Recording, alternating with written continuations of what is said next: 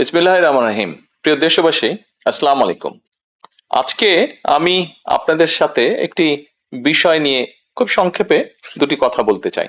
যে বিষয়টি সমাজের প্রত্যেকটি শ্রেণী পেশার মানুষকে স্পর্শ করে, যে বিষয়টি কি সেটি সেটি হচ্ছে আমাদের পরিবেশ। অর্থাৎ আমি, আপনি, আমরা সকলে যে পরিবেশটাতে থাকি সেই পরিবেশটি কেমন, আমার আশপাশটি কেমন। আপনারা নিশ্চয়ই অধিকাংশ ক্ষেত্রে খেয়াল করে দেখেছেন, আমরা ঢাকা শহরের যে কোনো রাস্তাঘাটই হোক, যে কোনো এলাকাই হোক, যে কোনো জেলা শহরের এলাকাই হোক, রাস্তাঘাট হোক, এমনকি উপজেলা পর্যায়েও ক্ষেত্র বিশেষে বিভিন্ন গ্রামগঞ্জেও আমরা দেখেছি যে যেখানে বাজার ঘাট বা রাস্তা চলাচলে বেশি, সেই জায়গাগুলোতে চারিদিকে একটা জিনিস খুব পরিষ্কারভাবে চোখে পড়ে, যেটি আমরা যখন ছোট ছিলাম, আজকে থেকে 40 বছর আগে, 30 বছর আগে দৃশ্যটা এমন ছিল না, কিন্তু বর্তমানে দৃশ্যটা এইরকম। সেটা কেমন? চারিদিকে আমার আপনার আমাদের ব্যবহার করা হাতের টিস্যু, অথবা আমার আপনার খাওয়া চিপসের প্যাকেট, অথবা বাসায় ব্যবহার করা রান্নার তেল, যে তার প্লাস্টিকের বোতলটি, অথবা আমি বা আপনি পানি পান করেছি প্লাস্টিকের বোতল থেকে, সেই বোতলটি, এরকম আরো অনেক ধরনের আবর্জনা যত্র তত্র সব জায়গায় ছড়িয়ে আছে। কোনো জায়গায় একটু বেশি জমা হয়ে আছে, অথবা যত্র তত্র লোকালয় চারিদিকে ছড়িয়ে আছে। চিন্তা করে দেখুন তো, আপনার ঘরে, যে ঘরটিতে আপনি থাকেন, যে বাসাটিতে আপনি থাকেন, যদি চারিদিকে এমন টিস্যু ছড়িয়ে থাকতো, যদি চারিদিকে এমন আবর্জনা ছড়িয়ে থাকতো, আপনার কাছে কি ভালো লাগতো দেখতে? নিশ্চয়ই না, আমাদের কারো কথাই ভালো লাগতো না। কবি তো সুন্দরভাবে লিখেছেন, সবুজ শস্য শ্যামলা আমার এই ভুবন। তা আসুন না, আমরা কেন আমাদের পরিবেশটাকে সুন্দর করতে পারবো না? বাংলাদেশের অধিকাংশ মানুষই পায়ে হেঁটে চলে, অথবা রিকশায় যায়, অথবা বাসে চলাচল করে। এই মানুষগুলো যখন রাস্তা পার হয়, বিভিন্ন জায়গায় যখন আবর্জনা জমে থাকে, ময়লা থাকে, এই মানুষগুলোর কিন্তু অনেক কষ্ট হয়, বিভিন্ন জায়গায় অনেক দুর্গন্ধ হয় এই আবর্জনা জমে থাকে।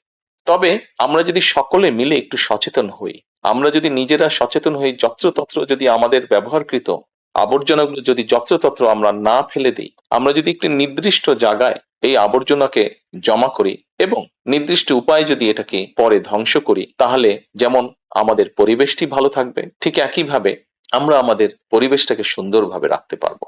দেখুন, অনেক জায়গায় আমি দেখেছি, গত কয়েক মাসে যখন আমি দেশের বিভিন্ন জায়গায় গিয়েছি, হয়তো কোনো একটি পুকুরের পাশ দিয়ে যাচ্ছি, দেখেছি পুকুরের ভিতরে বিভিন্ন রকম ময়লা স্তূপ হয়ে পড়ে আছে, অথবা পুকুর পাড়ে বিভিন্ন ময়লা স্তূপ হয়ে পড়ে আছে। অথচ একসময় কিন্তু এই পুকুর পাড়েই মানুষ বিকেলে বসতো, গল্প করত পরিবার পরিজন নিয়ে। কিন্তু এখন আবর্জনার জন্য সেটি সম্ভব হয় না। ঢাকা শহরেও বিভিন্ন পার্ক আছে, বিভিন্ন জেলা শহরেও বিভিন্ন পার্ক আছে। আমরা পার্কগুলোতে যাচ্ছি বিকেল বেলায় পরিবার পরিজনকে সাথে নিয়ে, কিন্তু গিয়ে যখন আমরা চিনেবাদাম খাচ্ছি, অথবা চিপস খাচ্ছি, অথবা বাচ্চারা লজেন্স খাচ্ছে, খেয়েই আমরা জিনিসটা সেখানে ফেলে দিচ্ছি। আমরা যখন যাই তখন হয়তো যারা পরিচ্ছন্ন কর্মী তারা হয়তো পরিষ্কার করে রাখছে, কিন্তু আমরা যখন বেরিয়ে আসছি তখন আর সেটি আগের মতন পরিষ্কার থাকছে না।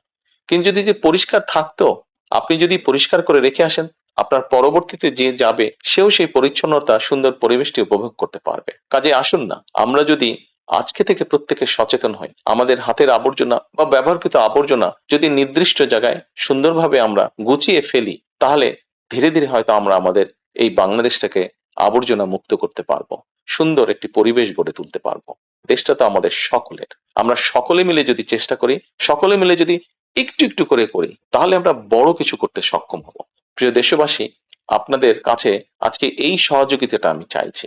আমরা সকলে মিলে আসুন, চেষ্টা করি আমাদের দেশটিকে পরিষ্কার সুন্দর রাখতে। আমরা সকলে মিলে চেষ্টা করি আমাদের পরিবেশটিকে সুন্দর পরিষ্কার রাখতে, যা নিশ্চিত করবে আমাদের আগামী দিনের বংশধরদের জন্য একটি সুস্থ দেশ, সুস্থ পরিবেশ। সকলকে আন্তরিক ধন্যবাদ। আসসালামু আলাইকুম।